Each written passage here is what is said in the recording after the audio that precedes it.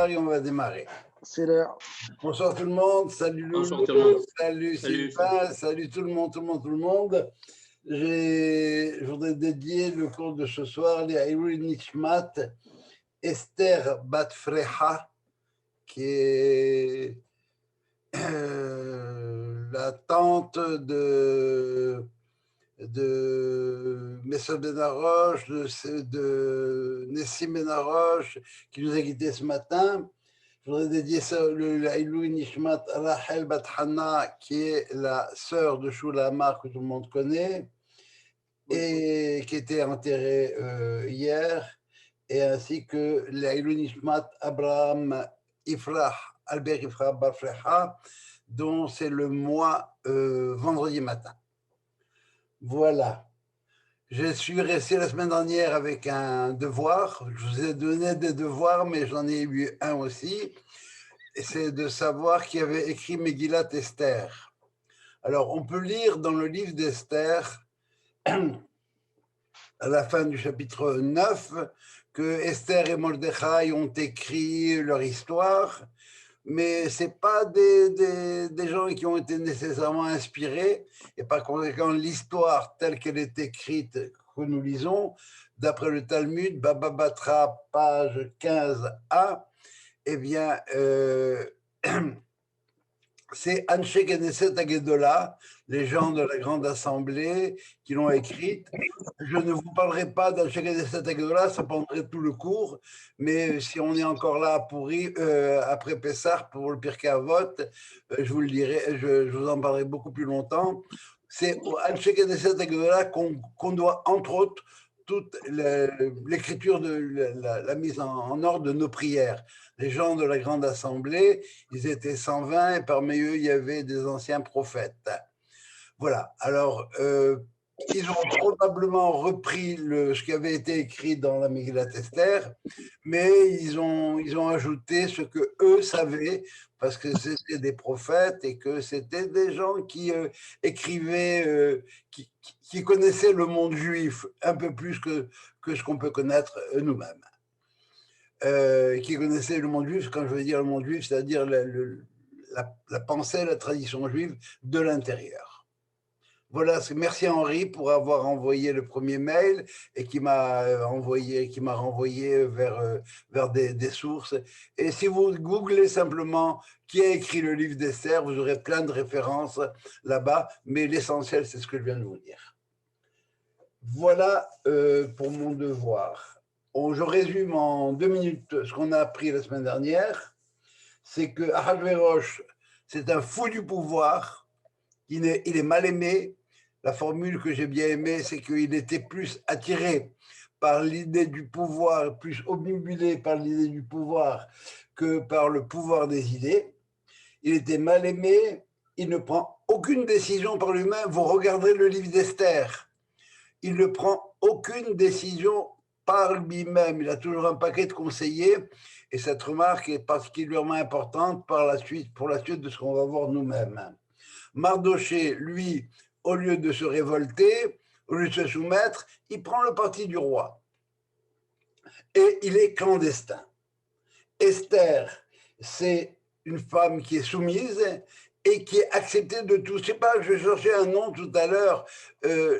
Par exemple, Lady Diana, c'est quelqu'un, on la voyait, bon, on l'aimait bien.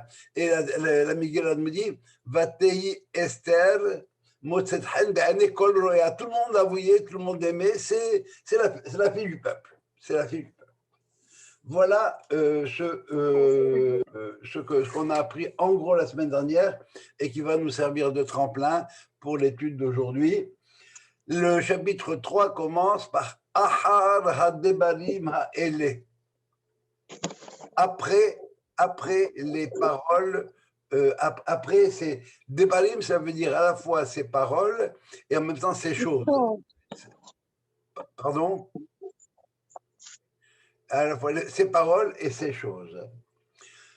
Dans le monde politique, on n'opère jamais avec certitude, mais avec des probabilités. Les intentions du plus juste des politiciens ne sont pas à l'abri des turpitudes d'un politicien plus véreux, mais plus talentueux dans l'art de la politique aérienne, d'autant plus que de tels politiciens ne sont en général pas concernés par les problèmes d'ordre moral. Nous avons vu ce que Mordechai a choisi. Il a choisi de prendre le parti du roi. Il dévoile un complot. Il sauve la vie du roi. Bravo et merci. Mais ça va lui retomber sur la tête. Pourquoi? Ahar hadebarim ma'ele. Pour dire après ces choses-là, on a deux mots en hébreu. Soit ahar, soit ahare. Ahare, ça veut dire, bon, c'est chronologique essentiellement. Après, sans lien direct avec ce qui précède. Mais ahar hadebarim ma'ele, ça veut dire à la suite de, en conséquence de. Il y a un lien entre l'avant et l'après. Ahar hadebarim ma'ele, à cause de ce qui précède. C'est quoi ce qui précède? Bon, c'est d'abord la révolte de Vashti et là, surtout la tentative d'assassinat que Mordechai a mis à jour. Assuérus prend conscience de quelque chose, que son pouvoir est à risque et sa vie est en danger. Bien sûr, on a réglé des problèmes éminents, on a déporté Vashti, on a pendu les gardes du corps, etc., ce qui se passe au palais. Mais il y a une suspicion qui pèse sur tout son entourage. Plus personne, je ne peux plus truster personne. Plus personne. Alors, qu'est-ce qu'il va faire? Eh bien, il va nommer Oufkir. Vous avez entendu parler d'Oufkir? Vous vous souvenez d'Oufkir? Eh bien, voilà, Oufkir, un homme fort, une poigne forte, craint de tous, sans scrupules, plénipotentiaire. Tout le monde est à genoux devant lui. Il va inspirer la terreur et plus personne n'osera bouger. Qui est cet homme? Haman, descendant de Agag, le roi des Amalécites. Nomination des plus impopulaires. Tous les conseillers, les courtisans, les princes, les gouverneurs et autres aspirant en faveur du roi voient leur position, leur espoir complètement tomber à l'eau. Tout le monde s'agenouille, pour ne pas dire que tout le monde est atterré. Je m'excuse, tu as bien dit Aman, le roi des Amalécites. Non, c'est Agag qui était le roi des Amalécites. Et Agag, Haman à Agagi, il descend de Agag, le roi. Ah, ouais. Donc, c'est un des membres actifs du parti des Amalécites, de Amalek. C'est pas compliqué. Okay. Ça va? Mais voilà, Mordechai désobéit. Il refuse de se prosterner et finit par expliquer aux courtisans pourquoi il désobéit. Qui il dit lahem asherhu yehudi, c'est parce qu'il est juif. Rien dans la halacha ne nous interdit de nous prosterner devant des hommes. Abraham s'est prosterné devant la Hittite, et Jacob devant Ésaü, Moïse devant Jéthro. Quelle différence y aurait-il entre se prosterner devant Assuérus ou devant Haman? Et c'est à cette question-là qu'il faut répondre.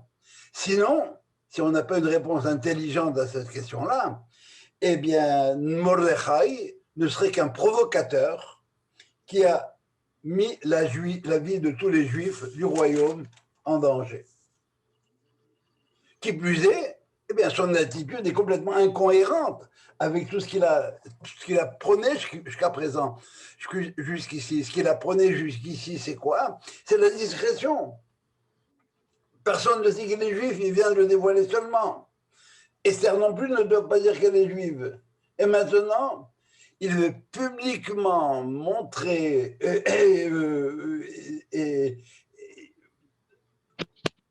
qu'il est contre la nomination de Haman, et au nom de quoi il justifie ça? Parce qu'il est juif. notez en passant que les courtisans se sont empressés d'aller le dire à Haman. Si vous avez lu le texte, vous avez vu cette chose-là. Et c'est contre la stratégie de Mordechai. Et alors, qu'est-ce qui se passe là? Est-ce que Mordechai a perdu la tête? Est-ce qu'il a changé? Eh bien, non. C'est la Perse qui a changé. Et je vous avais donné du travail à faire. Est-ce que quelqu'un peut expliquer ce changement d'attitude de Mordechai? Alors, est-ce que vous avez trouvé de réponse à cette question-là? Il le fait les Elul Shamaim. Je t'entends pas. Il fait les Elul, les Shem Shamaim. Comme tout le monde, il s'implique pour le nom d'Hachem. Et tout ce qu'il a fait jusqu'à présent, c'est aussi les Shem Shamaim. Alors, s'il est vraiment les Shem Shamaim, pourquoi est-ce qu'il met la vie des Juifs en danger? Parce qu'il met la vie des Juifs en danger, et on le voit. Hein, dans les 5 premiers chapitres, on voit que, bon, il y a un édit, on élimine tous les Juifs. Est-ce que parce qu'il veut provoquer une situation, il veut faire craquer une situation comme un agent provocateur? Qu'est-ce qui le dérangeait jusqu'à présent chez Ahasverosh à ce moment-là? Pourquoi plus Haman? Jo, Oui. je pourrais proposer une réponse. En fait, la question de Ahasverosh, il s'implique parce qu'il voit dans la mort de Vashti un message important pour le peuple juif. Continue. Et à ce moment-là, en quoi est-ce que l'histoire de Haman va le déranger? Pourquoi est-ce que la nomination de Haman va le déranger? N'oubliez pas, le point de départ, ce qu'il faut bien comprendre, c'est qu'il décide qu'il ne se prosterne pas parce qu'il est juif. Donc, bon, très bien, alors c'est magnifique, et c'est au pouvoir, c'est magnifique.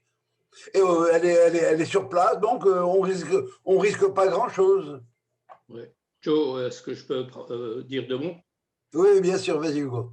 Moi, ce qui me vient à l'esprit maintenant, parce que les devoirs en question, j'ai relu la Megillat, mais j'ai pas vu qu'il y avait un devoir à faire. Mais ce que je vois aussi, c'est que Mordechai, il a senti que il était arrivé à un point de non-retour. Il fallait qu'il prenne cette décision c'était une question de vie ou de mort pour le judaïsme. C'est ce que je pense. Et pourquoi est-ce que la nomination de Haman comme telle est une question de vie ou de mort? Qu'est-ce qui le dérange le plus dans cette affaire-là? Haman, c'est Amalek, donc il est conscient de tout ça. D'accord, pourquoi Ahasuérus, c'est un copain des Juifs? Ouais. Oh, il n'était pas antisémite, mais tu sais, bon, jusqu'à présent, on vivait avec. Alors voilà la réponse. Qu'est-ce qui est interdit aux Juifs? C'est de se prosterner devant une idole. Alors on veut un peu parler d'idolâtrie si vous voulez bien. C'est quoi le système perse jusqu'à aujourd'hui? Jusqu'ici, le roi a un cabinet, un conseil de ministres, des jeunes, des responsables du harem, et on compte 7 conseillers juridiques et politiques, 7 administrateurs du palais, 2 gardes du corps, 2 matchmakers, ça en fait 18 en tout. Plus les jeunes qui se baladent, les courtisans, etc. Et effectivement, n'importe quel gouvernement a besoin de spécialistes. Tu ne peux pas nommer un médecin responsable de la santé comme, je ne sais pas, ministre de la voirie, de la sécurité publique. Il y a des champs de spécialité. Et n'importe quel gouvernement a besoin de tous ces conseillers-là. Mais pour Ahasuérus, tous ces conseillers-là sont en perpétuel combat pour le pouvoir. Et la nomination de Haman, elle a pour objet de mettre un terme aux politicailleries de la cour et de mettre en phase sur le pouvoir, mon pouvoir à moi, Hachvérosh. Il y a un seul responsable. Et la Gemara, avec un humour extraordinaire, nous dit que, si vous connaissez le métier de Haman avant, il était coiffeur. Ça veut dire qu'il savait manier le rasoir. Il pouvait couper des gorges ou bien aplanir les situations, quelles qu'elles soient. Il pouvait tout mettre à niveau. Oufkir, ceux qui ont connu Oufkir, on ne peut pas parler d'Oufkir maintenant, mais c'était l'homme fort du roi. Si vous avez lu le livre Le Roi et moi, ben vous voyez comment Oufkir fonctionne très bien. Après la nomination de Haman, vous verrez bien qu'il n'y a plus aucun nom qui est mentionné. Il reste Haman et seulement Haman. Très bien. Quelle différence entre Haman et Hachvérosh? Voilà comment les rabbins nous disent. Rav nous dit Haman s'est élevé au-dessus d'Hachvérosh. C'est un big deal. Donc, que veut nous dire Rav ici? Il veut nous dire que c'est Haman qui prend toutes les décisions. C'est lui le boss, il n'y en a pas un autre. Et Shmuel, qu'est-ce qu'il nous dit? Il nous dit parce que le pouvoir d'en bas a pris préséance sur le pouvoir d'en haut. Autrement dit, parce que Haman, comme tel, eh bien, il agit quelque part contre Dieu. Bien sûr que le système d'Hachvérosh, il n'est pas extraordinaire. Ce n'est pas idéal. Mais c'est le moins mauvais, c'est le moins pire. Prenez l'histoire de Vashti. Qu'est-ce qu'il a fait le roi? Il a appelé les conseillers, il leur a demandé leur avis. Peut-être que parmi les différents avis, il y avait un avis qui disait il faut mettre Vashti à mort et tuer toutes les femmes qui sont insubordonnées. Ça, le roi n'a pas écouté. Même s'il y avait des idées contradictoires, elles représentaient chacune une parcelle de vérité, une façon de voir les choses comme telles. Et ce sera au roi de choisir.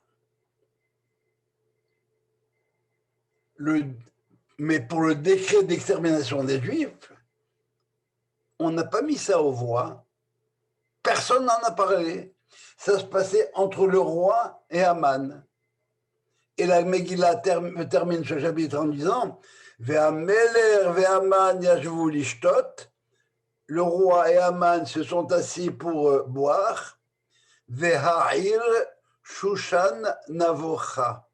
Et la ville de Suse était en pleurs. Parmi les rabbins, ça va, c'est clair, c'est pas populaire. Il y a un seul homme, Haman. Parmi les raisons que les rabbins annoncent pour essayer de nous faire comprendre de quoi il s'agit ici, il y en a qui expliquent que Haman avait brodé sur sa tunique une idole. Non, mais attention, chose n'est pas très claire pour moi. Tu n'as pas répondu à la question. Pourquoi je suis en train d'y répondre. Ah d'accord, ok. Je suis en train d'y répondre. Ça prend un peu de temps, mais je vais y arriver, j'espère. Alors, parmi les raisons pour justifier l'attitude de Mordechai, le rabbin dit que Haman avait brodé sur sa tunique une effigie, une idole. Et il s'était donc constitué comme idole devant laquelle tout le monde doit se prosterner. Autrement dit, le combat de Mordechai n'est qu'un prolongement de la bataille qui a été initiée par Abraham contre Nimrod. Et Rabbi Hanan dit quiconque rejette l'idolâtrie est appelé Yehudi. C'est quoi un juif? Quelqu'un qui refuse l'idolâtrie. Qu'est-ce que c'est que cette idole? C'est quoi une idole? Bon, une sculpture qui représente une divinité qu'il faut adorer pour obtenir quelque chose, nourriture, santé, fertilité, etc. Ça pourrait être des hommes même. Les gens du Vaudor ont voulu adorer Moïse. Chacun, chaque peuple, chaque région avait ses dieux. Et chaque dieu avait des préférences. Bestialité, sang humain, orgie, sacrifice d'enfants. Et comment comprendre maintenant que les hommes se soient laissés berner par des choses pareilles? C'est qu'ils n'arrivaient pas à déterminer les causes de leur souffrance et comment les éliminer. Avant l'idolâtrie, les hommes étaient comme un enfant, un bébé de 2 ans qui commence à marcher, il tombe, il se fait mal, et il ne sait pas pourquoi. Et il ne sait pas comment éviter la douleur. La Gemara raconte qu'il y avait dans une région un temple où, pour demander la pluie, eh bien, le dieu en question apparaissait au prêtre et lui disait sacrifie-moi un homme et vous allez voir, il va pleuvoir. On sacrifiait un homme et la pluie finissait par tomber. Et pour l'idolâtre, la relation de cause à effet, j'ai sacrifié un homme, la pluie est tombée, elle est indéniable. Quel est le problème? C'est que l'idolâtre ne peut pas envisager, considérer d'autres relations de cause à effet. Dans son essence, l'idolâtrie, et son histoire, c'est dû à l'arrogance de l'homme. Je veux pouvoir expliquer les choses. On persiste à croire que la vérité locale, ma vérité à moi, mon Dieu à moi, dans ma localité, c'est ça, la vérité avec un V majuscule. 1/70 de la vérité, c'est toute la vérité. Je vous rappelle la formule de Manitou qu'il faut retenir. Quand on ne sacrifie qu'à une seule valeur, on sacrifie toutes les autres. Vous avez dit, on avait travaillé un peu là-dessus l'autre fois, dans toute idolâtrie, dans tout système, il y a une part de vérité. Même dans le nazisme, je me rappelle de la question que Sylvain avait posée. Il y a dans l'idole de l'Égypte, on ne l'a pas brûlée au feu, on a mangé, parce qu'il y avait quelque chose à manger dedans, et le reste, on l'a jeté à l'homme. Pardon, au chien. À quoi ça correspond aujourd'hui? Dans la pensée philosophique d'aujourd'hui, c'est ce qu'on appelle le relativisme moral. Qu'est-ce que c'est que le relativisme moral? C'est que les valeurs morales ne peuvent pas être évaluées objectivement et sont plus tributaires de la culture dont elles sont issues. Ça veut dire quoi? Ça veut dire qu'il n'y a pas de morale universelle. Il n'y a pas de quoi? De morale universelle.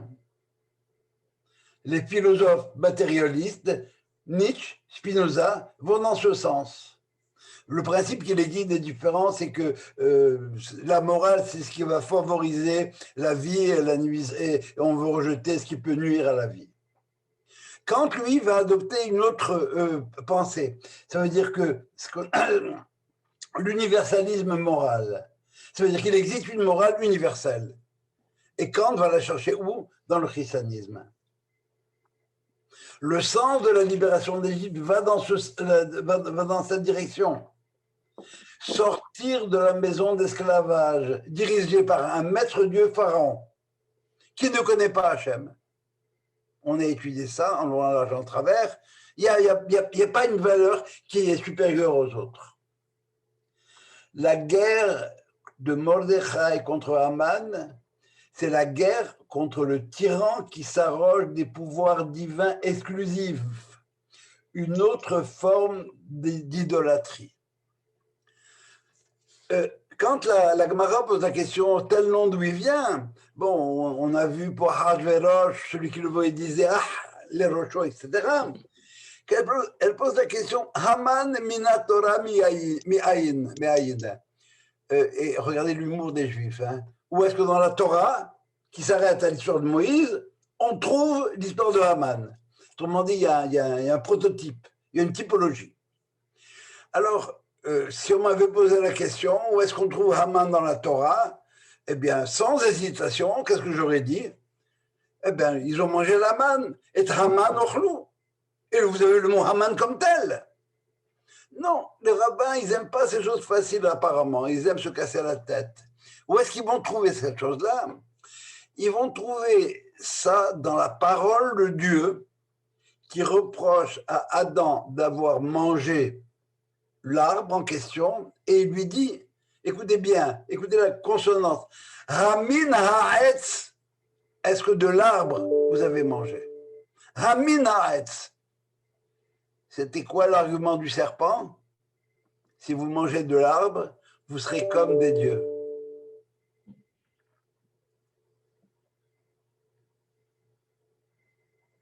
Et voilà ce que c'est Haman.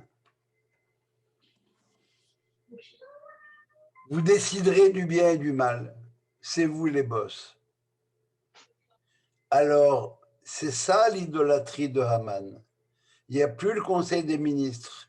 Il n'y a plus personne. Il y a un homme et un seul qui dicte ses volontés et son pouvoir au roi. Et le roi exécute. Parce qu'il sait y faire. Est-ce que j'ai répondu à la question maintenant? Oui. Vous voyez la subtilité de la chose ou pas? Vous la touchez là? Oui. C'est ça l'idolâtrie. Ne sacrifier qu'à une valeur. N'écouter qu'un seul homme. Le roi en Israël, eh bien, avait le roi. Mais derrière le roi, il y avait le prophète. Et lorsque David a fait ce qu'il ne fallait pas faire, eh bien, le prophète était allé lui dire ce que tu fais, ce n'est pas correct. Je ne veux pas développer plus encore, mais je pense qu'on a touché maintenant à ce que ça veut dire que l'idolâtrie. On a touché à ce que, en quoi l'idole que Haman avait gravée sur sa tunique, c'était lui-même, ce n'est pas la tunique. C'est ma décision à moi, le bon Dieu, moi l'idole, et puis vous vous agenouillez, vous vous prosternez, et puis on n'en parle plus. Vous allez me dire, maintenant, c'est bien, mais ça va, c'est clair ça? Est-ce qu'il y a des questions par rapport à ça? On avance. Il y a d'autres dimensions à cette guerre-là. La dimension de ce qu'on appellera la désobéissance civile. Dans toute antiquité, de toute antiquité, la Torah, c'est le seul document qui applaudit à la désobéissance civile lorsqu'elle est injuste et morale, et ce, au nom de principes moraux qui transcendent les décisions de l'État. Dans l'Antiquité, l'homme est asservi par l'État sans possibilité de désobéir. Tu construis les pyramides, tu construis la muraille de Chine, tu construis le canal de Panama, etc. Abraham s'est révolté contre Nimrod. Shifra et Pura se sont révoltés contre le décret de Pharaon. Hanania, Mishaël et Azalia se sont dévoltés contre Nabuchodonosor. Moïse, fils du roi, il tue l'Égyptien. Bathia, la fille du roi, comme telle, elle va se baigner dans le Nil pour se purifier des idoles. Joseph ne cède pas à la femme de Potiphar. L'autre dimension qu'on peut voir aussi, c'est la guerre sempiternelle contre Amalek. Mordechai appartient à la tribu de Benjamin, qui a donné le premier roi d'Israël, le roi Saül, et celui-ci, Saül, a perdu le trône parce qu'il a détruit tout le peuple de Amalek, sauf le roi Agag. Et Haman descend de Agag. Haman Agagi. Et la Torah concernant Amalek est très claire. Timhe et zecher Amalek, ça, il faut le détruire. Midor d'or, de génération en génération. Anéantir jusqu'au souvenir de Amalek. Ce n'est pas un antisémite ordinaire. Il veut la destruction des Juifs avant qu'ils ne s'installent sur leur terre. On les retrouve à la sortie d'Égypte. Qu'est-ce qui fait Amalek à la sortie d'Égypte? Il s'attaque à des esclaves libérés. Dans l'histoire d'Esther, on retrouve Haman, juste avant le retour à Sion. Rappelez-vous la période. On est dans les 70 ans. On a commencé à reconstruire le temple. Il y a des parties, dont les Amalécites, qui s'y sont opposés. Donc on a arrêté la construction. De notre histoire, on a Hitler. Avant que l'État d'Israël qui devait être créé ne puisse être créé. Et de nos jours, eh bien, toutes les coalitions que vous connaissez, eh bien, où l'Iran joue un rôle particulier, eh bien, c'est ça, Amalek. Pourquoi est-ce que les gens font la guerre? Il faut se poser une question. Pourquoi les gens font la guerre? Pour éliminer un rival ou un danger, pour prendre des richesses et des esclaves, ou pour se faire une réputation. En gros, c'est ça. Eh bien, dans ce cas-là, il faut que tu t'attaques aux forts, aux puissants. Qu'est-ce qu'il fait Amalek?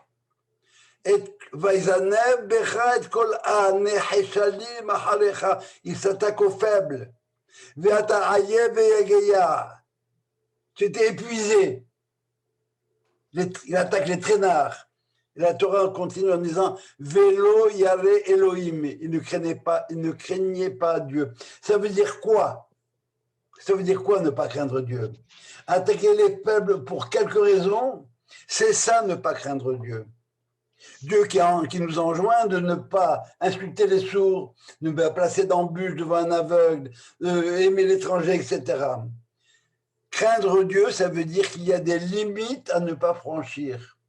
Ce n'est pas une question d'émotion ou de crainte. Non, c'est une question d'attitude morale. Pour Amalek, le crime est payant. Il n'y a pas de valeur, il n'y a pas de demain, il n'y a pas de sens à l'histoire, il n'y a pas d'en haut et d'en bas. Il veut vivre here and now. J'anticipe un petit peu pour illustrer ce point-là. Vous vous rappelez que Esther est allée voir le roi Assuérus, elle s'est jetée à ses pieds, lui a donné le sceptre, et qu'est-ce qu'elle fait? Elle invite à un michté avec Haman. Bon, eh bien, on s'attendait à ce qu'à ce michté-là, elle lui dise ce qu'elle va lui dire.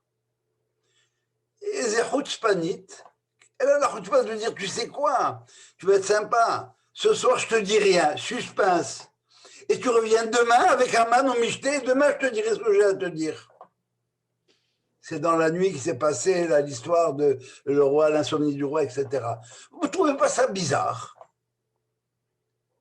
Moi, je suis le roi. Toi, tu es la reine, tu te mets à genoux. J'aurais pu te tuer. Et tu me fais revenir demain. Tu crois que j'ai que ça à faire ou quoi? Cette histoire de demain, on la retrouve encore ailleurs, au début de la guerre, lorsque Amalek attaque. Que dit Moïse à Josué? Behar lanu anashim, choisis des hommes et pars en guerre contre Amalek. Demain, moi, je serai en haut de la montagne et j'aurai le bâton de Dieu dans les mains. Pourquoi pas tout de suite? Pourquoi pas tout de suite? Eh bien, c'est que Amalek ne croit pas à demain.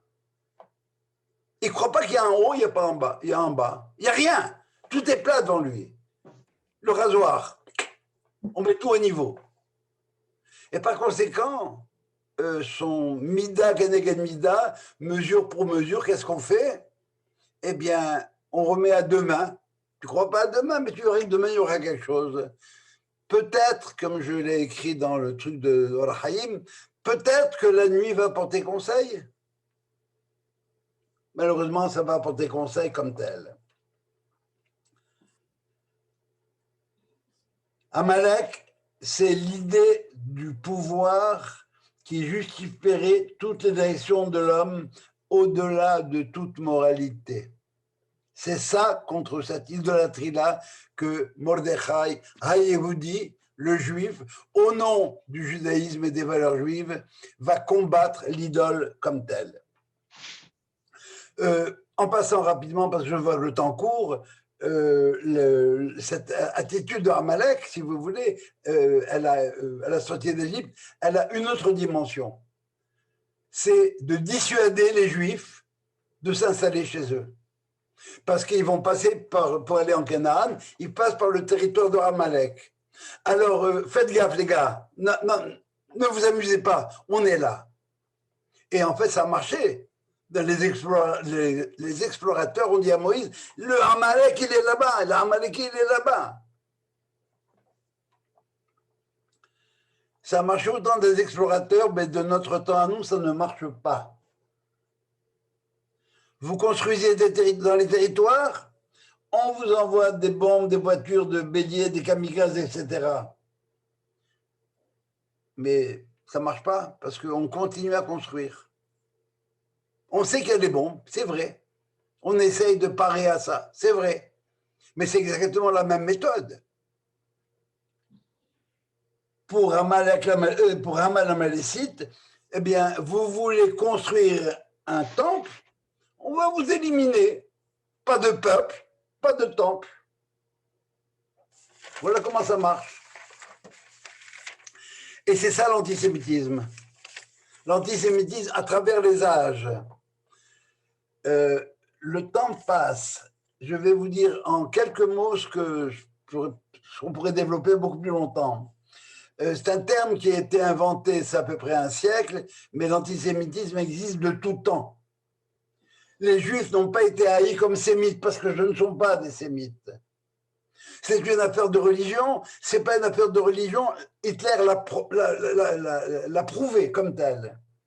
C'est à cause de l'ignorance des gens, c'est faux, parce que parmi les antisémites, vous trouvez toute une intelligentsia extraordinaire. Au Moyen-Âge, c'est une affaire de religion, nous dit Sachs. Au 19e, au 20e siècle, une question de race. Aujourd'hui, c'est un problème d'État. Il y a une réalité qui traverse l'histoire. Les Juifs dérangent. Qu'est-ce qu'il a dit Pharaon? Qu'est-ce qu'il a dit Pharaon? Il a dit que, bon, les Juifs, ils sont nombreux et ça présente un danger. Quelle expérience militaire ils ont, les pauvres? Rien du tout. Ils vont s'allier à nos ennemis. De quoi on parle? Ils sont une petite poignée. Combien ils sont? Et combien ils sont? Dans le bassin du Nil, ils représentent une goutte d'eau dans la population. Et le Verbe nous dit Vayakutsu mi pene Israël. L'Israël, ça dérange, ça fait mal, ça pique. Ces Juifs-là, ça me donne envie de vomir. Qu'est-ce qu'il a dit à Aman? Quand on lui a dit que Mordechai était juif, il a dit, écoutez bien, Vaïbez be'enav lishloach yad be'Mordechai le bado. Il a trouvé ça mesquin, c'est cheap de tuer simplement Mordechai. On va liquider tous les Juifs. Les Juifs dérangent. Voilà l'antisémitisme. C'est vrai qu'ils dérangent les Juifs. On n'applaudit pas n'importe quoi. Les Juifs étaient, Hitler, il n'a pas aimé les Juifs parce que les Juifs ont avait un rôle important dans l'histoire du pan-germanisme en Autriche, etc. Voilà l'idée générale. C'est la peur, c'est plus la peur, mais la rage qui consume les Égyptiens. Et cette rage augmente au fur et à mesure que les Juifs sont là, parce que c'est vrai qu'ils sont là. C'était des esclaves, mais ils dérangeaient même en tant qu'esclaves. Voilà la fin du chapitre 3. On va tout de suite passer au chapitre 4. Chapitre 4, où Mordechai yada et kol asher asa. Mordechai est au courant, bien sûr, il est au palais. Vaikra Mordechai et beradav, il a déchiré ses vêtements. Vailbosh sac vaefer, il s'est mis de la cendre et un sac sur la tête. Le plus important, Vaïzaak zaaka gedola umara. Il a poussé un cri, un grand cri d'amertume. Comment, on va être honnête, comment est-ce qu'on lit ça? Le pauvre, il vient de perdre un être cher, il pleure, il n'est pas bien, il crie. Pas du tout, pas du tout. Vaïtse betoch ha'ir. Il ne demande pas de conseil. Il ne convoque pas une réunion pour discuter et dénoncer le décret. Il va jusqu'au palais. Certains sont contents de le voir comme ça. D'autres, c'est un insolent, il faut lui donner une leçon à celui-là. D'autres lui donnent des informations, des conseils. Et il répond, les boys, vous ne voyez pas ce qui arrive ou quoi? Vous ne comprenez pas qu'il mettra à mort tout celui qui osera bouger? Et certains commencent à comprendre. Bien sûr, il prie, fait teshuva. Mais le courage de Mordechai, c'est d'ameuter l'opinion publique. Après le décret de Pharaon, sur Haman, il n'y a pas eu de réaction publique. C'était le silence. Mais il y a des femmes qui ont réagi, les sages-femmes, mais au niveau individuel et en silence. C'est-à-dire de manière apolitique. On peut limiter les dégâts, mais on n'influencera pas la décision de Pharaon, parce que toute tentative d'influencer Pharaon, c'est soumis au rasoir de Pharaon, ce coup-ci. Mais sans opposition marquée. Pourquoi est-ce que Pharaon il va bouger?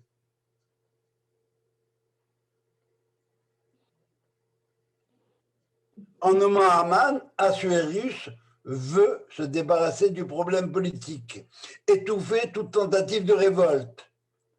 Le seul recours de Mordechai est de discréditer Haman. Et la seule voix que Assuérus pouvait entendre, c'est la pression. Qu'un membre du cabinet qui démissionne, qu'une province qui se désiste, etc. Ça peut donner à penser un petit peu à Trudeau. Si demain le Québec décide, et ça a donné à penser à tous les chefs de gouvernement comme tels. L'expérience montre que la réaction du public peut quelque part influencer les décisions, les mauvaises décisions d'un gouvernement. C'est pourquoi il y a des lobbyistes, des pétitions, des grèves, des manifs. Et cette forme n'est pas tellement utilisée en général, parce qu'à l'époque de Pharaon, c'est ce qui lui a permis d'aller si loin jusqu'à ce que Moïse intervienne, et que même à l'intérieur de Pharaon, les gens sont allés lui dire « Shallah, laisse-les partir !» Idem à ce qui s'est passé au temps du nazisme, ce qu'on a vu tout à l'heure. Mardoché n'est pas un esclave, mais un homme de cour qui sait qu'il n'existe qu'un seul moyen contre le décret, et c'est ce qui le pousse à surmonter le doute, la crainte de celui qui se pose, comme Moïse, la question « Qui je suis moi pour faire changer le Pharaon ?»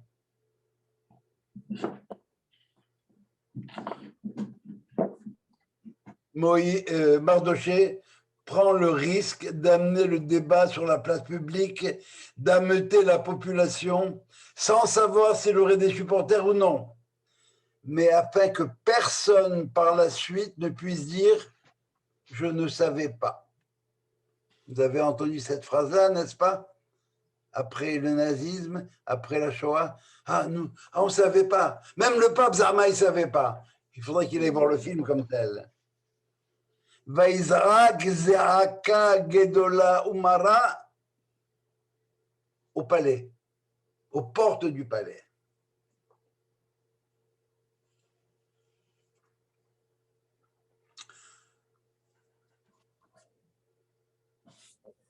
Et la reine est au courant de rien, bien sûr. Elle est plus scandalisée par l'attitude de Mordechai qui contrevient tout ce qu'il lui avait enseigné en matière de discrétion et de service du roi. Et lorsqu'elle apprend le pourquoi de la chose, eh bien, elle demande à Mordechai, et là on va lire un petit peu, qu'est-ce qu'elle lui dit à Mordechai? Elle lui dit quoi?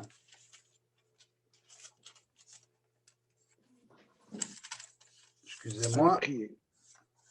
Mais non. Prier, ça c'est à la fin. Il faut régler les problèmes. Il faut d'abord qu'elle soit d'accord pour faire quelque chose. Vas-y,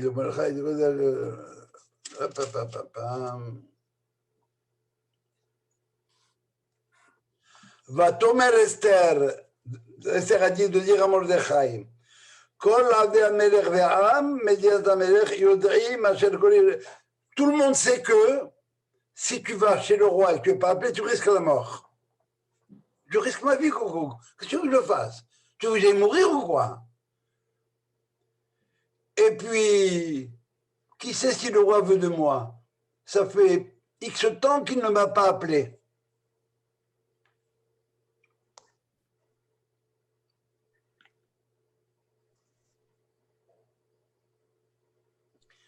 Voilà, je ne veux pas risquer ma vie. Je suis à la cour. Utilise-moi de manière intelligente, pas comme ça. Tu veux que je risque ma vie comme ça? One shot? Et puis, probablement que je ne servirai à rien. Ça ne servira à rien, je risque ma vie. Que répond Mordechai?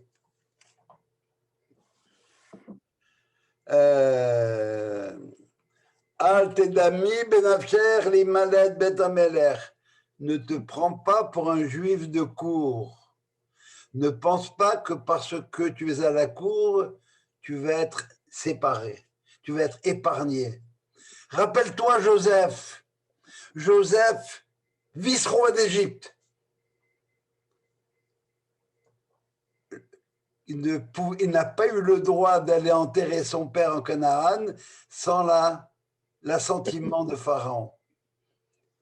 Pharaon il lui dit, ton père t'a fait jurer, laisse tomber, c'est pas grave, ça va, tu vas désobéir à ton père. Et Joseph lui répond, tu sais, si je trahis ma parole, eh bien, je t'ai donné ma parole que je ne divulguerai pas, que tu ne parlais pas les 70 langues. Alors, je divulgue, hein. Et c'est là que Pharaon, comme tel, a dit, bon, très bien, tu peux aller, va l'enterrer.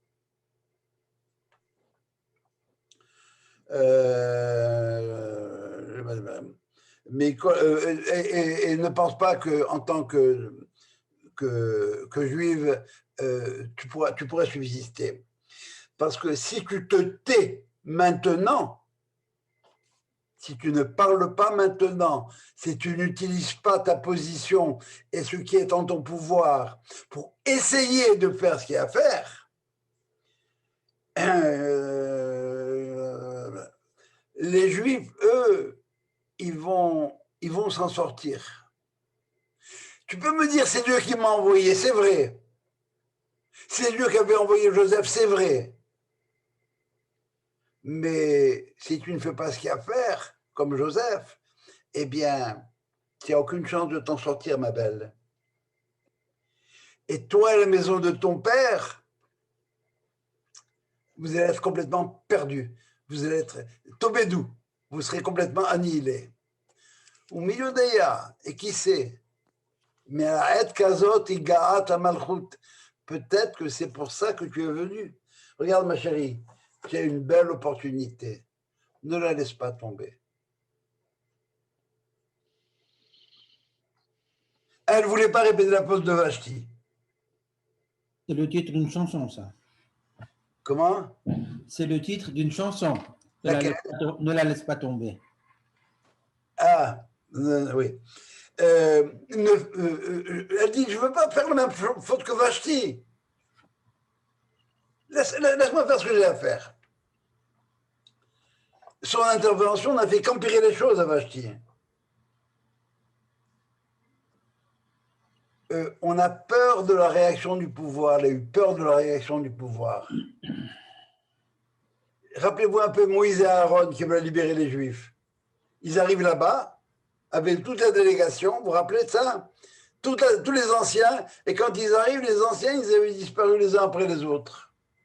L'esclave a peur de confronter son maître. Il a besoin de stabilité garantie par le pouvoir du maître. Et les Juifs qui préconisent le contraire, eh bien, ils ont déjà un antagonisme intérieur. Il n'était pas esclave en Perse. Pardon? Il n'était pas esclave en Perse, les Juifs. Non, je dis qu'il n'était pas esclave, mais il n'avait pas un rôle. Il ne faisait pas ce qu'il voulait, tu comprends? Il n'y avait pas la liberté de presse. Il y a Oufkir, Haman et rien d'autre. D'accord. Tu marches, ça marche, ou bien tu n'es plus là.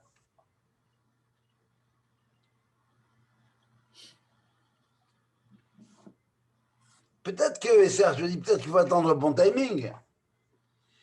Et il lui dit non, non, ne minimise pas ta place. Tu étais là-bas pas pour rien.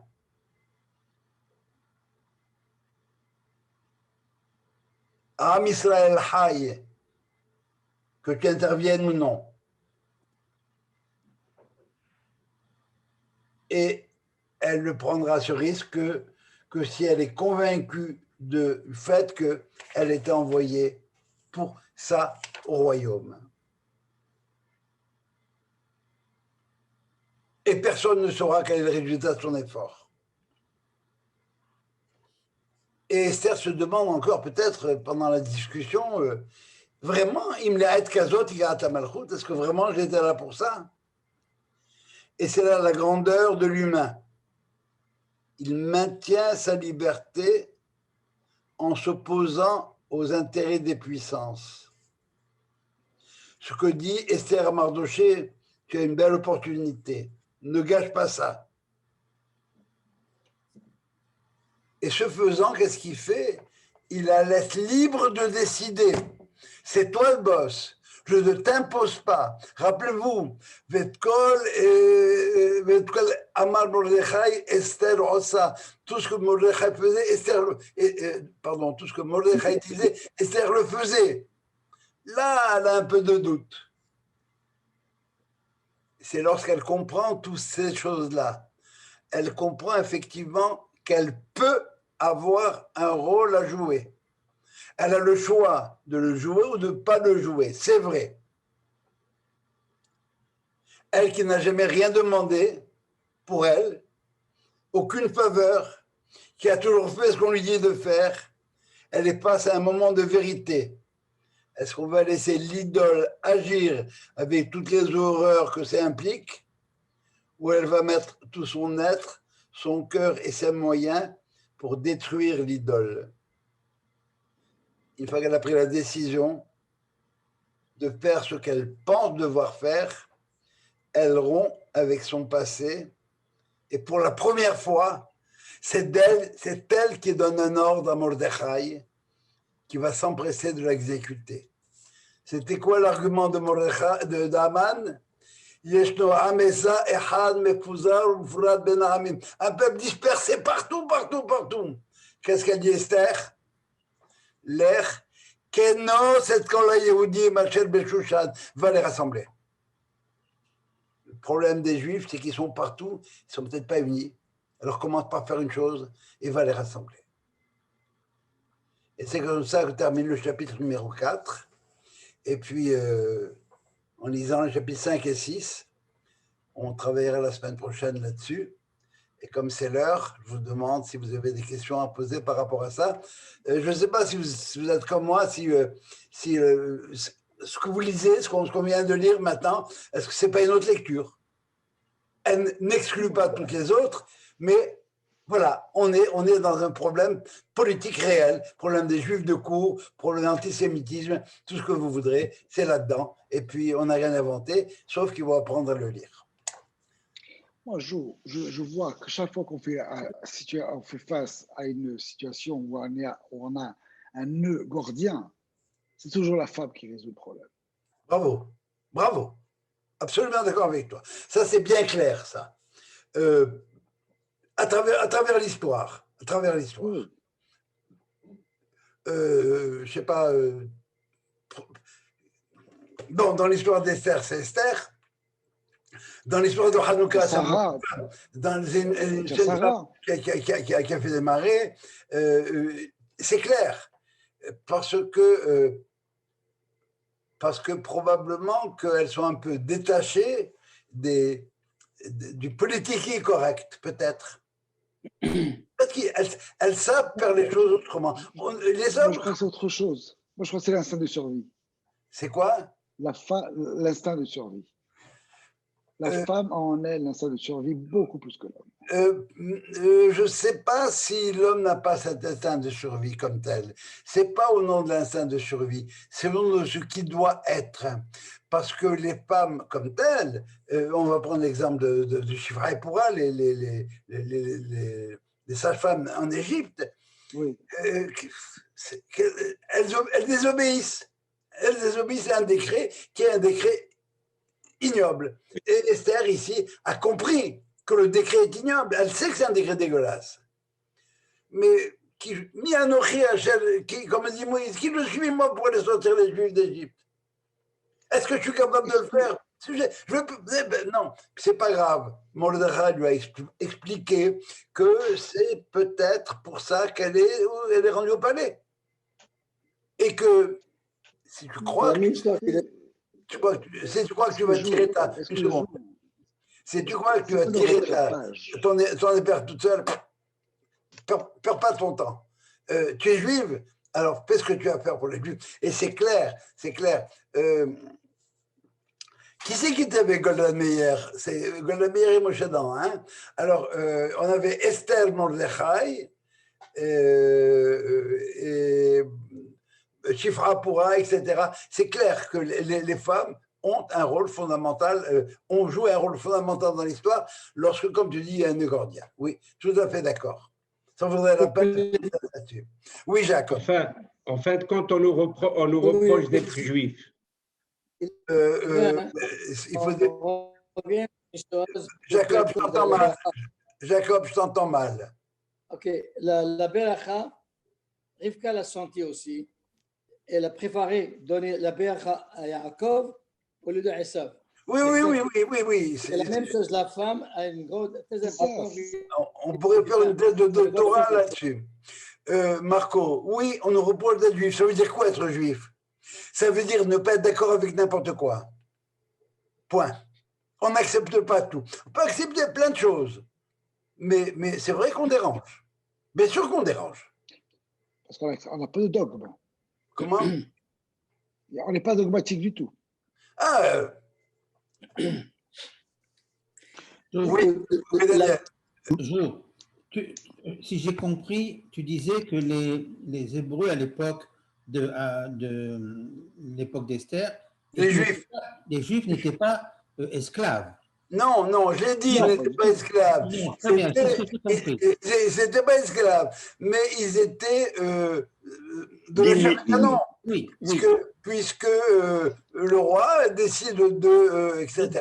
Oui. Mais alors comment tu justifies le fait que à l'époque, bien avant, c'était des soldats glorieux, très forts, invincibles, qui ont perdu cette force-là, et aujourd'hui, on dirait qu'ils la retrouvent. Mais à quel moment, de quoi tu parles quand tu dis soldats glorieux qui ont perdu cette force-là? À l'époque, par exemple, où ils sont rentrés en Israël, ils gagnaient toutes les guerres, etc., non? Oui, absolument. Bon, à l'époque de Jacob, les fils de Jacob étaient des super puissants. Oui, donc bon, là, tu viens de mélanger différentes générations. Peu importe. C'était une promesse de Dieu.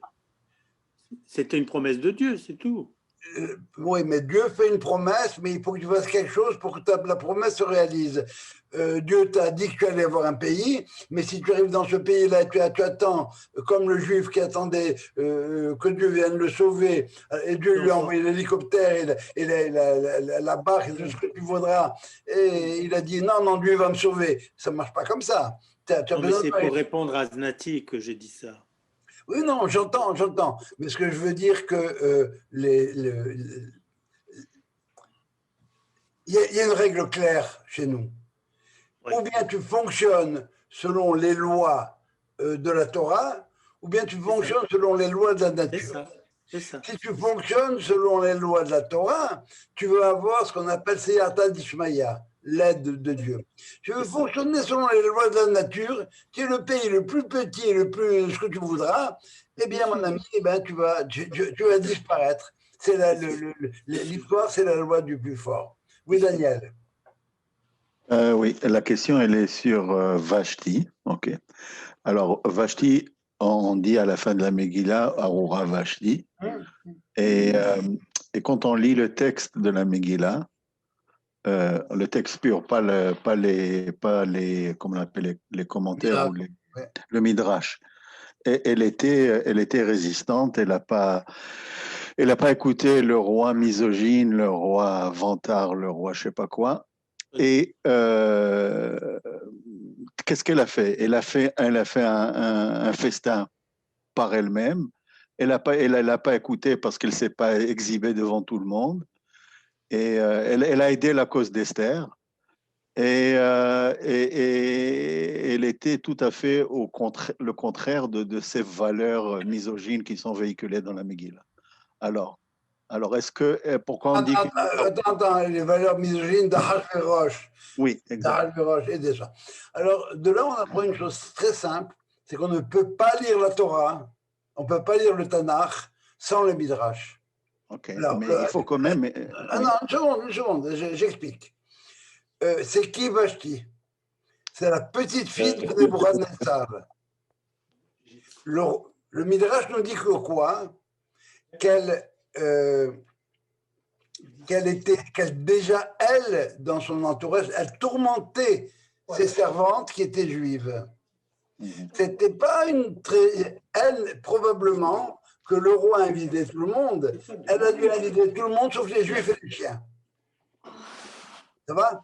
Alors, ta question est bonne, mais elle rebondit. On ne peut, c'est clair ça, on ne peut jamais lire et comprendre le Tanakh sans le Midrash, parce qu'il y a des clins d'œil. Alors, il faut connaître l'histoire aussi, et ce qu'il y avait derrière. Pourquoi est-ce que soudain, ce jour-là, le Midrash nous dit qu'elle avait eu la lèpre? C'est pour ça qu'elle n'osait pas se montrer en public. Pourquoi elle avait eu la lèpre? Justement, pour que Esther puisse accéder au trône. Dieu n'oblige jamais l'homme à faire quelque chose, mais il le met dans des situations qui amènent la volonté de Dieu. C'est ce qu'on dit. Rabot mahashavot belev ish va'atzat Hashem. L'homme a plein d'idées, mais c'est la volonté de Dieu qui se fait. À travers quoi? À travers les idées de l'homme, parce que Dieu l'a mis dans des situations. Quand Mordechai apprend, par exemple, qu'il y en a deux qui veulent tuer le roi, il peut se taire, parce qu'il prend des risques. Si vraiment les autres arrivent à assassiner le roi, il va avoir un problème. Il décide de le dire à Esther. Que fait Esther? Elle lui dit au roi, elle ne lui dit pas. Elle lui dit, que fait le roi? Ah bon, il ouvre une enquête? Non, il dit non, on va l'écrire dans le livre des chroniques, etc. Cette nuit-là, le roi ne peut pas dormir. On sort quoi? La Bible des chroniques. Quelle page on ouvre? Par hasard. Il n'y a pas de hasard. Tu as répondu à ta question, Daniel? Oui. Il ne reste pas moins que c'est très difficile de comprendre l'antisémitisme ou l'antijudaïsme, appelle-le comme tu veux, de la part d'un homme comme Aman. Il devait y avoir d'autres peuplades qui étaient conquises par cet empire. Les Juifs n'étaient pas les seuls. Donc, pourquoi les Juifs? Dans la tête de Aman, pourquoi les Juifs? Parce qu'ils descendent de Amalek. Ta question, je comprends. Une seconde. La question, je vais te reposer à l'inverse. Pourquoi est-ce que ces esclaves libérés sortis d'Égypte sont attaqués par Amalek? Mais je comprends. Mais j'essaie de comprendre le pourquoi de cette chose. Ça, tu dis c'est Amalek. Très bien, Amalek, c'est un concept. Mais pour quelle raison on a ce destin tragique d'être tout le temps pointé du doigt? Pour quelle raison? Pourquoi? Ça veut dire que ce que tu voudrais maintenant, c'est une justification de l'antisémitisme. Ne compte pas sur moi là-dessus. Non, pas de justification. Non, alors le pourquoi, alors j'ai dit, alors voilà, le mot clé, on va le retrouver dans si tu veux, le premier antisémitisme visible, c'est Pharaon. Oui. Ok. Alors qu'est-ce qui le dérange? Regarde ses arguments.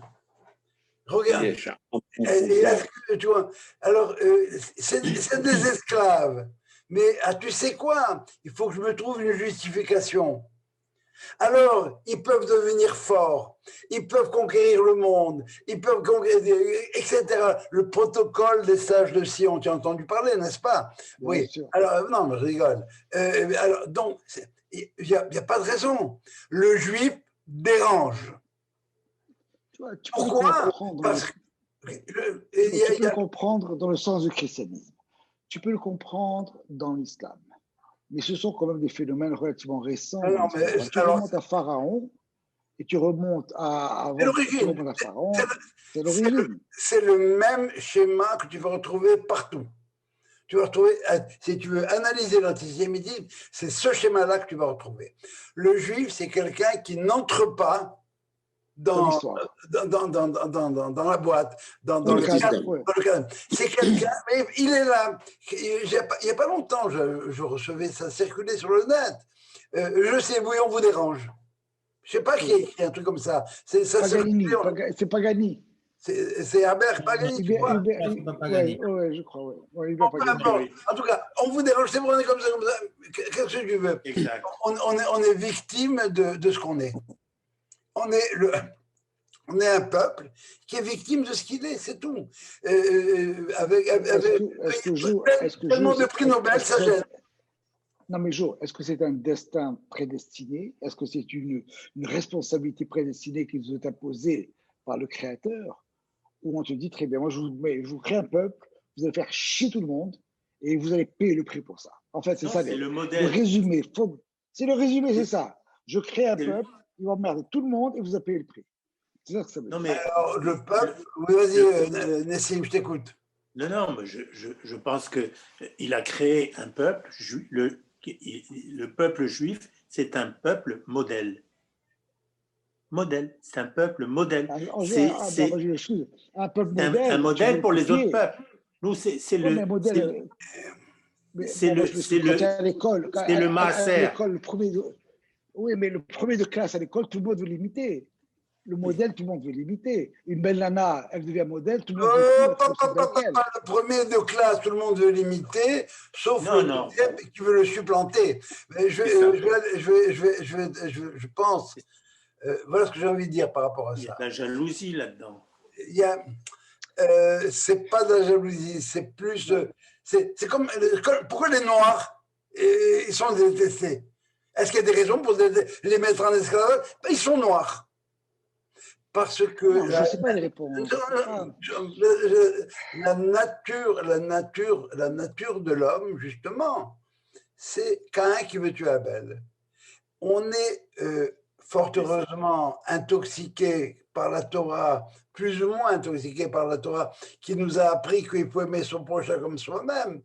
Mais ce n'est pas dans la nature de l'homme. Si c'était dans ma nature, je n'aurais pas besoin. Moi, je crois Jo. Non, mais attends, laisse-moi terminer, Sylvain, je t'en prie. Tu crois que Dieu a décidé qu'on serait le peuple qui va être... Je vais créer un peuple pour qu'on lui tombe dessus? La réponse est non. La réponse est non. On a créé un peuple qui, lui-même, comme tel, étant différent, ayant les qualités différentes qu'il a, va maintenant comprendre qu'est-ce que c'est que la nature humaine de l'autre. Est-ce que tu ne crois pas que c'est le seul peuple qui défie le divin? Pardon? C'est le seul peuple qui challenge, qui défie la divinité. Dans quel sens? Dans tous les sens. Tu argumentes avec Dieu. L'homme dit, argumente, dit, je ne suis pas d'accord avec toi. Dans l'histoire, c'est pas possible. Le bouddhisme, c'est pas possible. Dans quel cas? Non, les prophètes. Abraham qui négocie avec Dieu. Pourquoi tu veux tuer? Très bien. Et Abraham. Moïse qui négocie, je ne peux pas parler. Très bien. Absolument, absolument. Et le Midrash nous dit qu'à la fin, Dieu lui donne raison. À la fin, Dieu lui donne raison. Pourquoi? Parce que l'homme a besoin d'apprendre. Qu'est-ce que fait Dieu avec Abraham? Il lui donne une leçon. Une leçon, qu'est-ce que c'est que l'amour? L'amour, c'est pas ce qui va te permettre de justifier et de pardonner à Hitler. Hitler mérite ce qu'il a eu, eh bien, il faut le tuer. Il faut s'en débarrasser. Et Abraham, pour lui, c'est l'amour, on pardonne à Hitler. Abraham, c'est pas Israël. Isaac, il pardonne pas un stop. Tu t'es pas arrêté un stop, tu es passible de ce que tu voudras. Et Israël, c'est la synthèse entre les deux. Mais il y a juste à voir dans l'histoire ce que c'est Israël. Je sais pas, je vais prendre l'exemple des prix Nobel, mais on pourrait prendre à peu près n'importe quoi. Israël aujourd'hui, etc. Effectivement, on dérange. Pourquoi on dérange? Parce que quand Israël est capable de faire la guerre comme il fait la guerre, lui, il dit aux autres, je peux comme vous faire la guerre, mais je ne fais pas la guerre comme vous. Vous avez des guerres qui sont absolument totalement immorales. Nous, dans notre guerre, on fait la morale, on est capable d'être moraux, nous aussi. Je vous ai raconté probablement 10 fois l'histoire la parabole des tribus. Hein, vous vous en souvenez ou pas? Je recommence. Il y avait 5 tribus qui habitaient côte à côte tranquilles. OK? La première tribu décide, la tribu numéro 1, décide qu'elle veut conquérir le monde. Elle va à la deuxième tribu, qu'est-ce qu'elle fait? Elle massacre tout, ça prend son territoire. La tribu numéro 3, qu'est-ce qu'elle fait? Elle se dit, oh, si c'est comme ça, nous on s'assimile. Oh, on prend la nationalité tribu numéro 1. La tribu numéro 4, elle se casse. On ne veut rien faire. Et la tribu numéro 5, elle dit quoi? Eh bien, elle dit, vous voulez faire la guerre, on va faire la guerre. Et c'est comme ça que on démontre pourquoi est-ce que le monde est dans cette éternelle spirale dans le mal. Sauf que Israël, elle a fait comme la 5e tribu, avec une petite nuance. Vous voulez faire la guerre, on peut faire la guerre, on peut comme vous, on peut faire la guerre. Mais on ne ferait pas la guerre comme vous. Et quand on voit ce qui se passe, toutes les autres tribus, tous les autres peuples, voyant l'attitude d'Israël pendant les temps de guerre, de quoi ils ont l'air, eux? C'est ce que te disait ton père. Tu te dis, lui, il est capable de faire ça, pourquoi tu ne l'as pas fait toi? Et ça, c'est Israël au niveau collectif. Et ça, c'est Israël au niveau individuel, lorsque Israël vraiment assume qui il est. Ça veut dire qu'il faut qu'on... Maintenant, je vais passer à un autre niveau. Si vous faites ce que je vais vous dire, eh bien, il va y avoir la pluie en abondance, etc. Et qu'est-ce qu'on veut, nous? On veut transmettre cette chose-là au reste du monde. On veut dire au reste du monde que on ne peut pas avoir seulement Haman qui décide. C'est pas le relativisme moral, pas du tout. La moralité, c'est quelque chose d'universel. Il y a une morale universelle et on peut s'y accrocher et on doit s'y accrocher. Et c'est ça ce que ça veut dire. Vous serez un royaume. Une seconde. Vous serez pour moi un royaume de prêtres et une nation sainte. Ouais. Pour pouvoir être un royaume de prêtres, eh bien, il faut déjà être en soi une nation sainte pour pouvoir servir de modèle. Et je n'ai pas besoin de faire beaucoup de grands exposés. Il y a juste à voir comment est-ce que quelque part le monde a changé depuis 1948. C'est pas tellement compliqué. C'est vrai. Oui, Hugo. Oui, regarde, ce que tu dis est tellement remarquable dans le sens de remarquer, mais dans les deux sens. Que moi, justement, en tant que Ben Noir, parce qu'on ne s'est pas présenté, mais je suis... Non, je vais le faire dans quelques instants. Terminé, je te présente. Oui, parfait. Ce que tu viens de dire, tu n'as pas réalisé peut-être l'importance que ça peut avoir pour les non-juifs.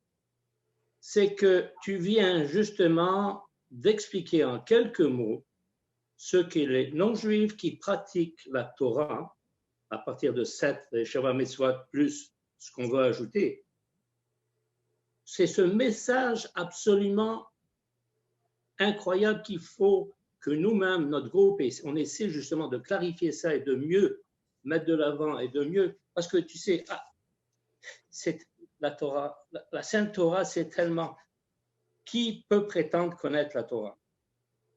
Nous, d'abord, avant tout, nous, on ne la connaît pas du tout. Même moi, ça fait 12 ans que je l'étudie, et plus j'avance, plus je m'aperçois qu'il y a tellement de choses à comprendre.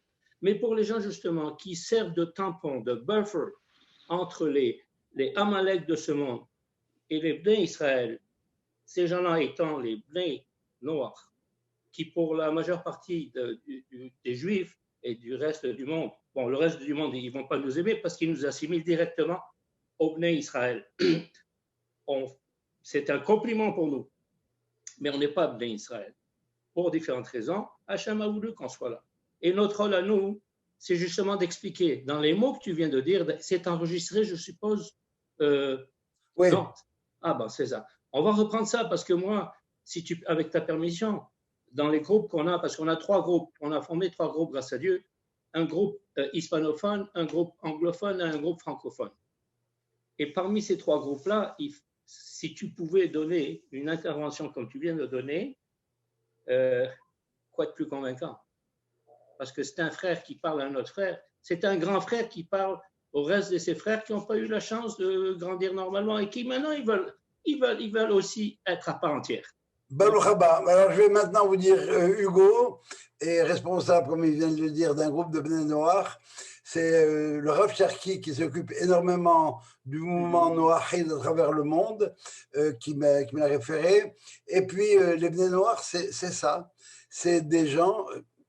Comment je vais vous dire ça? Je me rappelle qu'on m'avait posé la question, un non-juif m'a posé la question, vous les juifs, vous avez reçu la Torah, très bien, mais nous, qu'est-ce qu'on fait? Je lui ai répondu, vous avez des lois, vous aussi, il y en a 7, les 7 lois des Noirs. Tout le monde n'est pas né juif, c'est vrai, mais tout le monde, les lois des Bnei Noirs, ce sont des lois qui touchent à tous les aspects de la vie morale, et qui ne sont pas Israël, ils ne sont pas encore Israël, mais il n'y a pas besoin d'être Israël comme tel pour faire partie des Hassidés ou Motaolam, pour faire partie des justes de ce monde. Tu peux simplement observer les lois comme telles, et ce n'est pas des lois qui ont été inventées par l'homme, non, elles ont été données par Dieu au début de l'histoire. Ce n'est pas plus compliqué que ça. Et c'est ça ce que le mouvement Noachide fait. Elle essaye de rejoindre des gens, de leur montrer à travers la Torah les exemples concrets qui découlent de l'observance des lois de la Torah, qui sont quelque part, à un certain niveau, concentrées au niveau des lois Noachides. Voilà. Joe, ici oui. c'est Dominique. Oui, Dominique. Ouais, alors peut-être je pourrais intervenir 2 minutes. Bien sûr. Je vois ça un petit peu différemment. Je pense que comme disent nos maîtres, et tu m'arrêteras si je me trompe, Amalek… C'est toi qui viens de perdre ta maman? Oui, c'est moi qui viens de perdre ma maman. Ah, je te présente mes condoléances. Merci. J'ai appris la nouvelle aujourd'hui. Je voulais t'appeler demain. Écoute, vraiment, je suis désolé pour toi. Oui, merci. Tu étais là au début, on a dédié l'humour de Eloi Nishmata.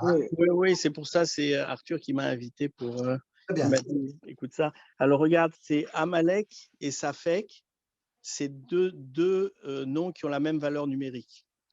Ça veut dire que le Sod nous dit que Hachem, il a fait un lien entre ces deux-là. Il nous donne un indice qu'à chaque fois qu'on a du doute par rapport à la Torah, ok, et il va nous expliquer comment ce doute, il se matérialise. Il dit à chaque fois que tu auras du doute, tu vas donner de la force à un objet, à un concept, à un peuple que j'ai créé, qui s'appelle Amalek, à qui je vais lui donner toutes les forces du monde. Et je vais t'expliquer comment il nous dit qu'il lui donne toutes les forces du monde. Ok, grâce à nous. Ok. D'abord, comment on a vaincu Amalek, comment Moshe il a vaincu Amalek. Il y avait 2 personnes à côté de lui qui tenaient ses bras. Ok? Mais pourquoi Hachem, il nous dit qu'il fallait qu'il lève les bras au-dessus de la tête? Il aurait pu mettre les deux bras en avant comme les Allemands y font. C'est le signe qu'ils font les Allemands. Ou il aurait pu les mettre en bas et dire, voilà, quand je les mets en bas, je gagne. Quand je les mets droit, je perds. Non, il fallait qu'il les mette au-dessus de sa tête. Alors, ce que le rabbin Akiva Tatz nous dit, et j'éviterai ce que d'autres rabbins nous disent, mais entre autres, et qui est un peu plus dans le pshat, il nous dit que quand on met les mains au-dessus de la tête, c'est qu'on met l'action au-dessus de la réflexion. Et il dit pourquoi c'est important de mettre l'action au niveau avant la réflexion. C'est pour dire que quand Hachem il nous demande de faire quelque chose, on doit le faire avant d'essayer de réfléchir pourquoi il veut qu'on le fasse. Et la raison, elle est très simple, c'est que quand on se met à réfléchir, notre Yetzer Hara, il réfléchit avec nous. Et aussi intelligent qu'on puisse être, notre Yetzer Hara, il est capable de nous détourner, déformer notre réflexion pour nous faire croire quelque chose qui est complètement différent du pourquoi ou des raisons pour lesquelles on devrait faire les choses. OK? Donc, et l'autre indice qu'il nous donne avec Yitro, c'est que Yitro, il a dit que quand il a vu deux objets, deux choses qui l'ont amené vers la Torah. Une, c'est l'ouverture de la mer, et je passerai pourquoi. Et l'autre, c'était justement cette guerre avec Amalek. Et pourquoi il a été tellement ébloui par rapport à cette guerre avec Amalek? Il y a plusieurs explications, mais il y en a une entre autres, où on dit il a été ébloui. Pourquoi? Parce que quand il a vu ça, il a vu que malgré tous les miracles que Hachem avait fait pour les Bnei Israël, malgré le fait qu'il avait coupé le cordon avec l'esclavagisme en ouvrant la mer, malgré tout ça, les Juifs, ils avaient encore un doute.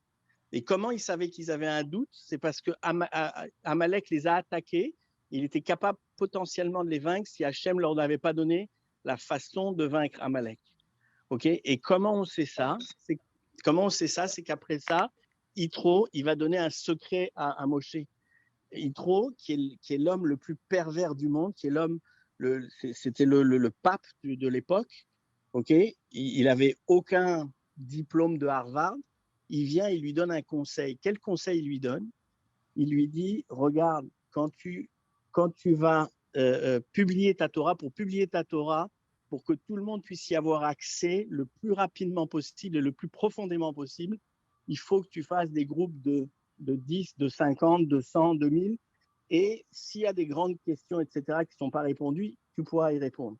Parce que tu peux pas la diffuser comme ça aussi largement. Et il dit, et après ça, il conclut avec cette méthode-là. Il lui conclut pas, tu vas réussir à les convaincre rapidement. Il conclut pas ces choses-là. Il lui dit, avec ça, tu auras la paix. Mais de quelle paix il parle? Il parle de la paix avec Amalek. Il dit ça, si tu arrives à diffuser la Torah, si tu arrives à convaincre les Juifs de suivre les commandements qu'Hachem te donne, il dit Amalek va te laisser tranquille. Et l'autre preuve qu'on a, c'est dans... On conclut avec ça, Dominique, s'il te plaît. Ok, mais ça, et l'autre preuve qu'on a, c'est dans la Megillah d'Esther. Si tu le regardes dans le Sod, si tu veux, et que tu dis que Aman, c'est Amalek, et que le roi Hachvérosh, c'est Améler, c'est Hachem, on se rend compte qu'à un moment donné, quand Aman vient voir Hachem et lui dit regarde ces gens de ce peuple qui est parmi ton peuple, qui ne suivent pas tes commandements. Il lui dit ne suivent pas tes commandements. Alors, qu'est-ce qu'il fait Hachvérosh? Il lui dit tiens, je vais te donner mon sceau royal. Fais ce que tu veux d'eux. Parfait. Merci Dominique. Bon, c'est une dimension que je ne vais pas développer parce que ce n'est pas l'objet du cours.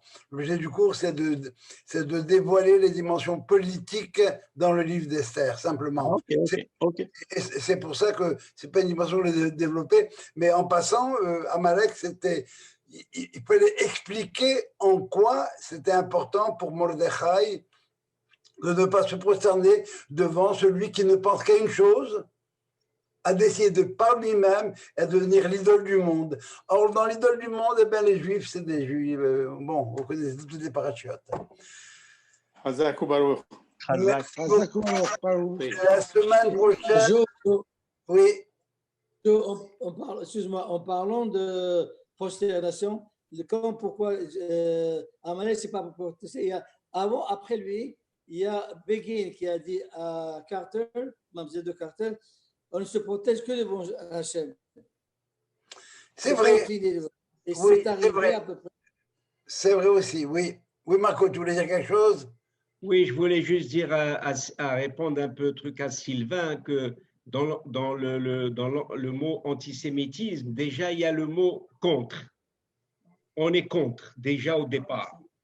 Et je pense que tout ça, c'est relié un peu aux finances. Aussi. C'est pas limité aux finances. Non, c'est pas. Bref, ok. Si vous voulez, un jour, on fera une étude plus systématique sur l'antisémitisme, mais je crois que ce que je retiens une chose, c'est ce que la Torah nous dit. Vayakutsu mi pene bene Israël. Le juif, il dérange. Point. Excellent. Pourquoi? Toutes les raisons que vous pouvez imaginer sont vraies. Et il y en a bien d'autres en plus. Mais c'est sûrement pas parce que Dieu a voulu donner un exemple. Pas du tout. C'est bon. Lorsque Israël fait ce qu'Israël a à faire, eh bien, il serait encore sur sa terre maintenant. On sait pourquoi le premier temple a été détruit, les 3 fautes fondamentales. On sait pourquoi le deuxième temple a été détruit. C'est à cause de la haine gratuite. Et ce que nous dit le Rav Kook, c'est qu'à cause Sinat Hinam, le temple a été détruit et il ne serait reconstruit que par Ahavat Hinam, l'amour gratuit. Et c'est exactement ce que dit Esther à Mardoché, Lech, Kenos et Kol HaYehudim, va rassemble-les. C'est beau. Bravo. Très beau. Bravo. Magnifique. Hugo, bienvenue chez nous. Merci beaucoup. Merci d'avoir tous les cours avec nous. Merci mes frères. Merci. Bye bye. Mon frère.